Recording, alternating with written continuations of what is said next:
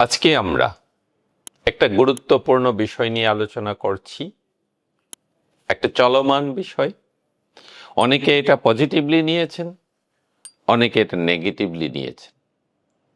আমি একজন একদম সাধারণ বিনিয়োগকারীর পয়েন্ট অফ ভিউ থেকে বিষয়টি আলোচনা করছি। অর্থনীতির ভাষায় এর জটিলতা সাধারণ বিনিয়োগকারী খুঁজে পাবে না। এই সাধারণভাবে চিন্তা করলে এর ইফেক্ট শেয়ার মার্কেটে বা শেয়ার বিনিয়োগে কি হতে পারে, আমি সেই দিকগুলাই তুলে ধরব। সেই বিষয়টি হলো এই যে পেইড আপ ক্যাপিটাল 2000 কোটি করতে হবে ব্যাংকগুলোর জন্য, সেই বিষয়টি। এবং এই 2000 কোটি না হওয়া পর্যন্ত ব্যাংকগুলো ক্যাশ ডিভিডেন্ড দিতে পারবে না। আমরা যদি একটু পিছনের দিকে তাকাই, ব্যাংকের ক্যাপিটাল রিকোয়ারমেন্ট 40 কোটি ছিল, তারপর 100 কোটি হলো, তারপর 400 কোটি হলো, তারপর 1000 কোটি হলো। এই সময়গুলোতে কি হয়েছে দেখা গেছে, এই ডিক্লারেশনের পরে ব্যাংকগুলা হিউজ বোনাস শেয়ার দিয়ে ক্যাপিটাল বাড়িয়েছে। কাজে বোনাস শেয়ার দেওয়া কি ভালো? সেটা আসবে ব্যবসার প্রেক্ষিতে। কেউ যদি সান্ত্বনা পুরস্কার হিসেবে কোনোভাবে একটা ফাইন্যান্সিয়াল রিপোর্ট রেডি করে কেবল বোনাস শেয়ার দিতে থাকেন, সেটা কোনো ভালো দিক নয়। তো ব্যবসা যদি সঠিকভাবে করে কেউ বোনাস শেয়ার দেন বা ক্যাশ ডিভিডেন্ড দেন, দুটোই ভালো। কাজেই আসল কথা, আপনি যদি একজন ভ্যালু ইনভেস্টর হন, সঠিক বিনিয়োগকারী হন, সঠিক বিনিয়োগ করতে চান, তাহলে আপনাকে দেখতে হবে ব্যবসা কেমন আছে। ব্যবসার ক্যাপিটাল কোনো ব্যাপার না, যদি ব্যবসা বাড়ে ক্যাপিটাল বাড়বে, এবং ক্যাপিটাল বাড়লেও তার ইপিএস বাড়বে এবং ডিভিডেন্ড দিতে পারবে। কাজেই মেইন ফোকাস থাকবে আমাদের ব্যবসার উপর। এখন আসেন, ব্যাংকগুলার ক্যাপিটাল, কয়টা ব্যাংক এই 2000 কোটি টাকা করতে পারবে? আমি মনে করি যেটা পারুক আর না পারুক, প্রথম একটা যেটা রেস্ট্রিকশন আসলো, এই 2000 কোটি টাকা ক্যাপিটাল রিকোয়ারমেন্ট নতুন ব্যাংক আসার পথে একটা বিশাল বাধা হয়ে দাঁড়াবে। কারণ একটা ব্যাংকের ক্যাপিটাল একটা সাইজেবল না হলে কেমনে হয়? এই যে 100 কোটি 200 কোটি 400 কোটি টাকা দিয়ে ব্যাংক হয়েছে, 20টা ব্যাংক থাকলে চলে, সেখানে আমাদের এখন 57টা ব্যাংক আছে। কিছু ব্যাংক নাই হতেই হবে, সেটা যে প্রক্রিয়ায় হোক, বন্ধ হোক ব্যবসা করতে না পেরে, মার্জ করে হোক, আর যেভাবেই হোক। তাতে কি হবে? তাতে কি আমরা ব্যাংকের শেয়ার থেকে মুখ ফিরিয়ে নিব? না। এখানে ভালো শেয়ারগুলো কি হবে? খারাপ ব্যাংক থেকে টাকা উঠবে, ভালো ব্যাংকের দিকে টাকা যাবে, ফলে ভালো ব্যাংকগুলোর গ্রোথ আরও বেড়ে যাবে। কাজেই আমরা দেখব ভালো ব্যবসা এবং ব্যবসা কোম্পানির গ্রোথ। যদি কোম্পানির গ্রোথ থাকে, ম্যানেজমেন্ট থাকে, আমি মনে করি ব্যাংকের শেয়ারে কোনো আপত্তি থাকার সুযোগ নেই। ধর্মীয় ব্যাখ্যাটা আমি গেলাম না, সাধারণ বিনিয়োগকারী হিসেবে আমি চিন্তা করলাম। হ্যাঁ, অনেকে ধর্মীয়ভাবে চিন্তা করে ইন্টারেস্টের ব্যবসায় বিনিয়োগ করবেন না, তারা করবেন না, করার দরকার নেই। বাট অন্য যারা করতে চান, তাদের জন্য বলছি, ব্যাংকের শেয়ারের একটা ভালো দিক আছে, কারণ এই শেয়ারগুলা বা ব্যাংকের রেগুলেশনগুলো খুব ভালো। কিভাবে ভালো?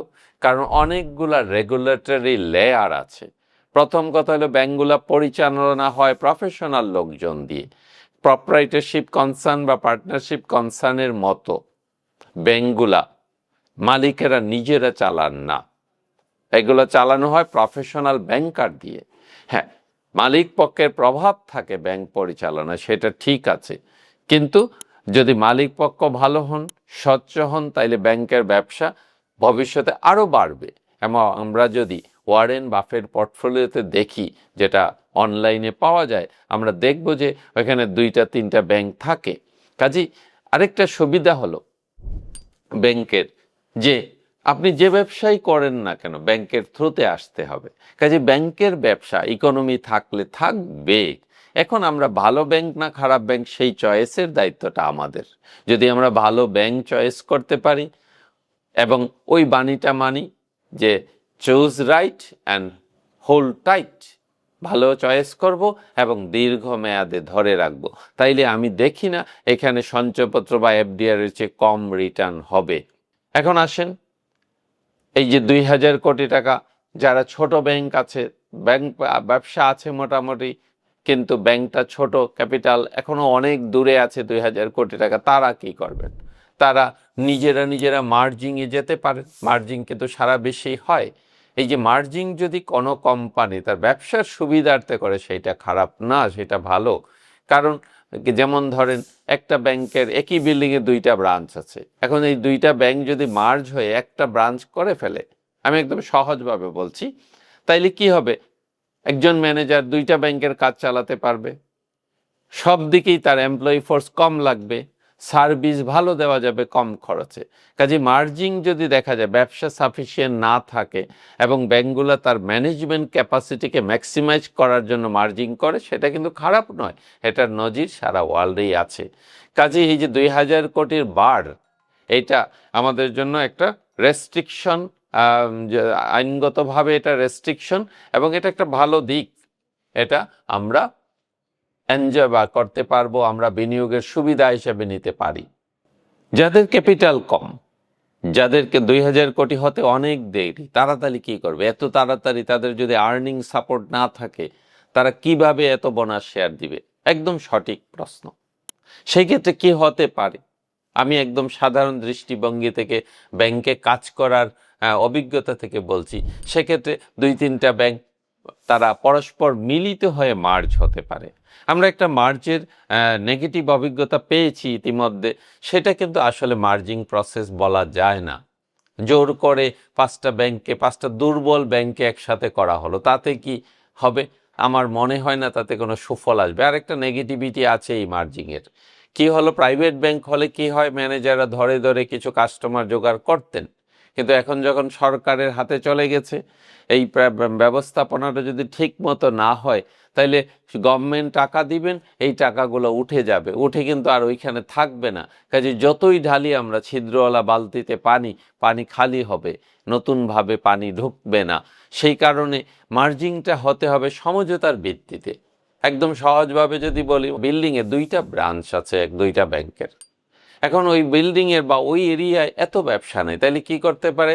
2টা ব্যাংক যদি একসাথে হয় একটা ব্রাঞ্চ করেন, এবং তাইলে কি হবে? সেই পরিচালনার খরচ কমে যাবে, তাদের ম্যানেজমেন্ট, যে ম্যানেজার একজন হলেই চলবে, অন্যান্য স্টাফও কম লাগবে। সেটি কাজে ইফিশিয়েন্ট ম্যানেজমেন্ট আনা যাবে।